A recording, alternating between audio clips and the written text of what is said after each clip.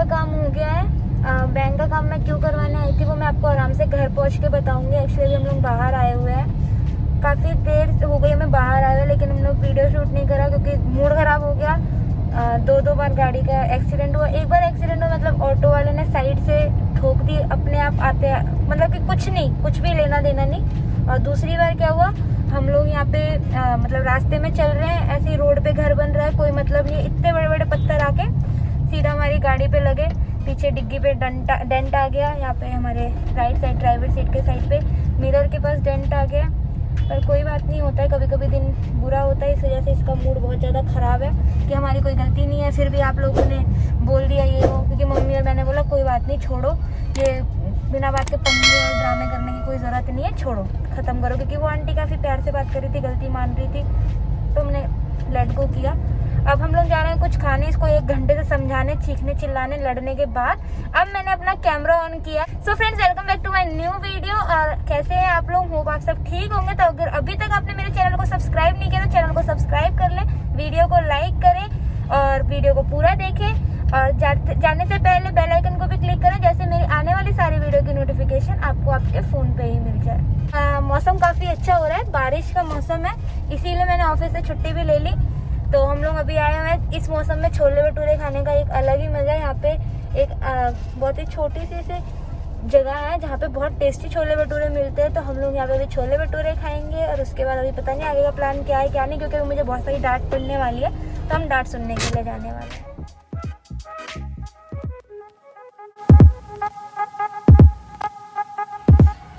So finally हम लोगों का हो चुका है यहाँ पे खाना पीना। अब लंच कह लो, ब्रेकफास्ट, क्योंकि ब्रंच हो गया यहाँ पे हमारा।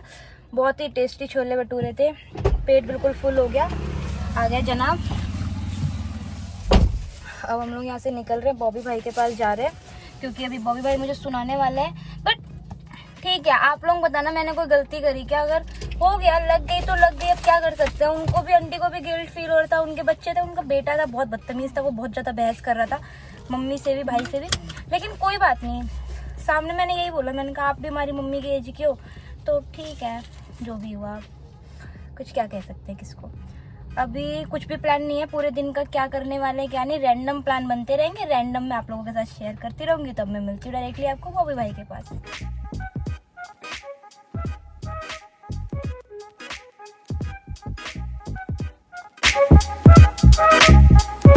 टेंट लगा है पूरा वहाँ पे, जब पत्थर गिरा उसके ऊपर, ये पूरा एरिया। यहाँ पे क्या हुआ, इसका पेंट फट गया और टेंट यहाँ पे आ गया, और दूसरा यहाँ पे है इस एरिया में, यहाँ पे पूरा ये सबसे भी कहीं लगा, पता नहीं क्या हुआ। अब हम लोग यहाँ पे डेंटर के पास आ गए हैं। यहाँ पे थोड़ा सा वही गाड़ी का जो डेंटिंग वेंटिंग का काम पता करके आया है उसमें, क्योंकि डेंट होगा फिर उसको दोबारा से वहाँ पे रीपेंट करना पड़ेगा। उस एरिया को मैच करने में बहुत दिक्कत, वाइट कार्स के साथ यही प्रॉब्लम होती है, कलर मैच करने में बहुत प्रॉब्लम होती है।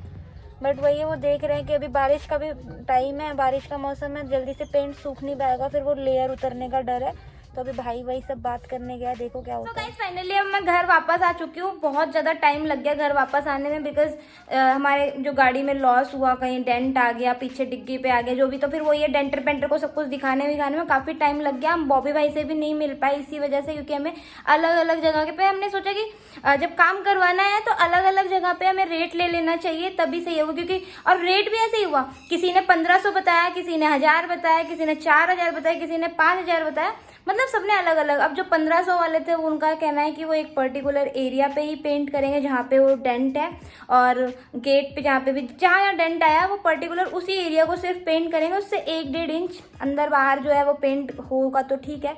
और इसी तरीके से जो 4000 वाले हैं वो पूरा जो भी जहाँ पे, जैसे अगर डिग्गी पे है तो पूरा डिग्गी का एरिया जो है वो पेंट करेंगे। तो अभी हम लोग उससे डिसाइड कर रहे हैं कि हम वो काम कब करवाएंगे, क्योंकि वो भी करवाना ज़रूरी है। भाई बहुत ज़्यादा परेशान हो गया था, तो हमने कहा चल करवा ले। फिर उसके बाद फिर घर पे आए हुए मुझे आधे घंटे से ऊपर हो गए। बट मैं जब घर आई तो मैंने सोचा कि मम्मी के लिए कुछ खाने पीने का बना देती हूँ। मैं घर आते ही फिर उनके लिए थोड़ा बहुत कुछ खाने का बनाया, क्योंकि कुछ भी घर में बना हुआ नहीं था, हम बाहर से ही खा के आ गए थे।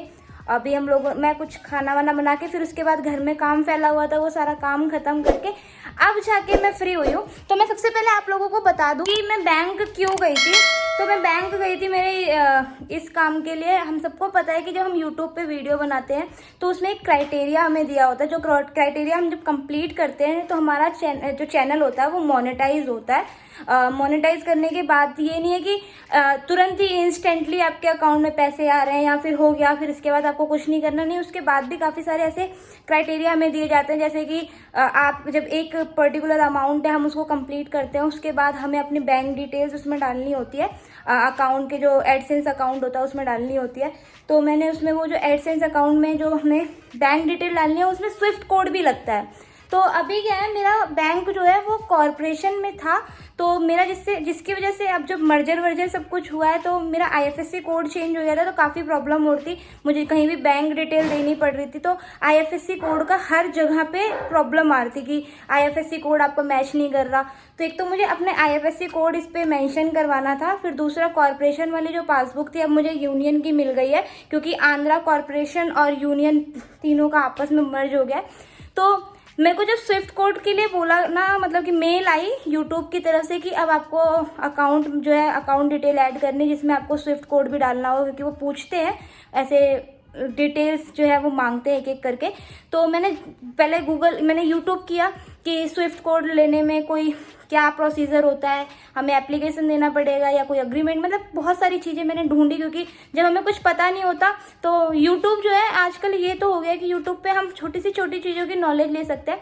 बट काफ़ी लोग ऐसे होता है कि बहुत डिटेल्स में समझाते हैं, काफ़ी लोग ऐसे होता है कि डरा भी देते हैं। मैंने इतने लोगों की वीडियो देखी, काफ़ी लोगों का कहना था कि आपको इजीली स्विफ्ट कोड नहीं मिलेगा, बैंक वाले काफ़ी बैंक इतने छोटे होते हैं कि उनको स्विफ्ट कोड के बारे में नहीं पता होता, और होता भी होगा, मुझे नहीं पता, क्योंकि अब जैसे मैं दिल्ली में रह रही हूँ तो हो सकता है कि दिल्ली में सबको नॉलेज है क्योंकि ब्रांचेस जो है वो बड़ी है। तो स्विफ्ट कोड के बारे में मैंने जितना भी यूट्यूब पे देखा तो मेरे को ऐसा लगा कि स्विफ्ट कोड लेने में बहुत ज़्यादा दिक्कत होने वाली है। बैंक में मैं जाऊंगी, फिर उनको एक्सप्लेन करूंगी कैसे करना पड़ेगा, मैनेजर से मिलना पड़ेगा, मैनेजर से बात करनी पड़ेगी, उन्हें समझाना पड़ेगा, हो सकता है मुझे कुछ एक्स्ट्रा टैक्स पे करना पड़े।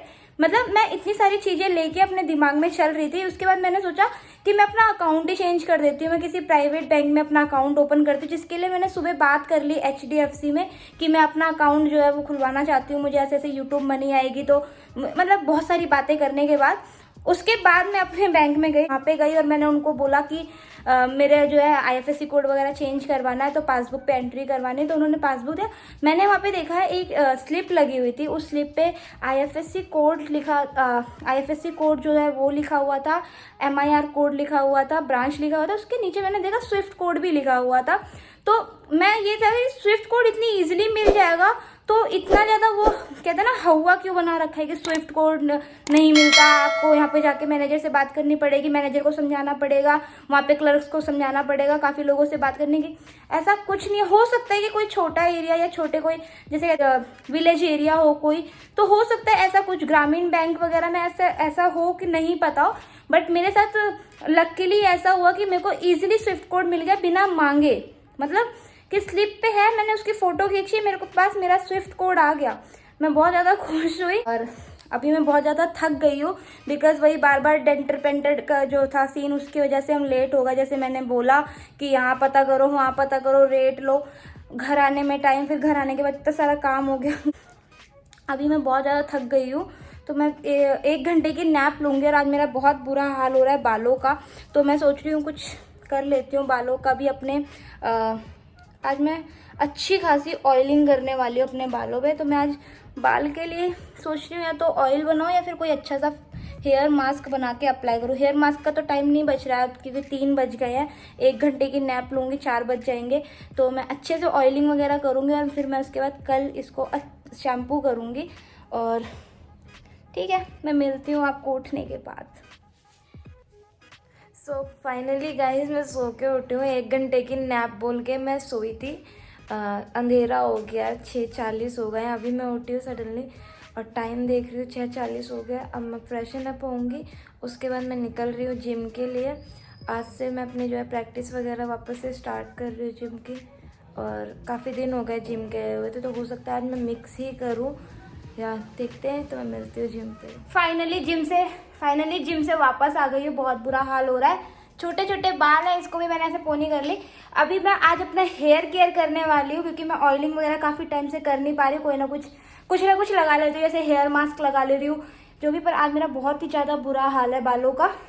ऐसे मौसम में सबके ही बाल हो जाते हैं, स्कैल्प जो है किसी का ड्राई रहता है, मेरे तो बहुत ज़्यादा ऑयली हो जाते हैं, अजीब से फ्रीजी से हो गए हेयर। तो उसके लिए कुछ ना कुछ तो करना पड़ेगा। अभी फ़िलहाल जिम से आई तो स्वेटिंग की वजह से बहुत ज़्यादा बुरा हाल हो रहा है। बालों का फेस तो वॉश कर लिया, पर अब अपनी टी शर्ट चेंज कर लेती हूँ। बहुत ज़्यादा थक गई आज, बहुत दिन बाद मैं मतलब मुझे हो गया 1 वीक तो हो गया मुझे जिम नहीं जा पा रही थी।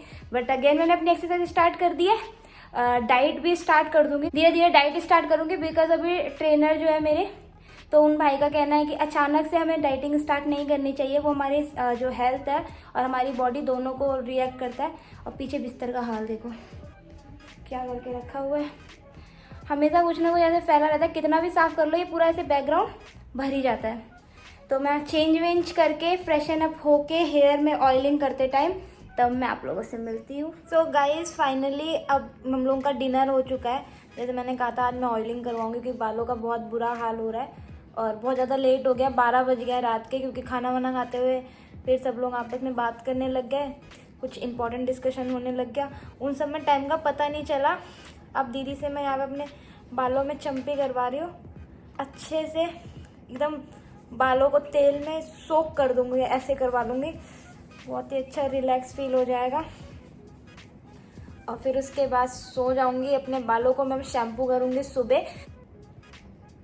ये बैठे बिजनेसमैन भाई, सुबह तूने हेलो नहीं बोला, तेरा मूड खराब था, अभी कम से कम हेलो करके गुड नाइट तो कर दे। काफ़ी ज़्यादा थक गए हैं हम लोग, अब सोने का टाइम हो गया, तो अपने बालों को मैं अच्छे से चम्पी करवा लूँगी। तो अब मैं इस ब्लॉग को यहीं पे एंड करती हूँ, तो मैं मिलती हूँ मेरे नेक्स्ट ब्लॉग में। Till then do like share and subscribe my YouTube channel which is TNM Vlogs. Bye bye, good night.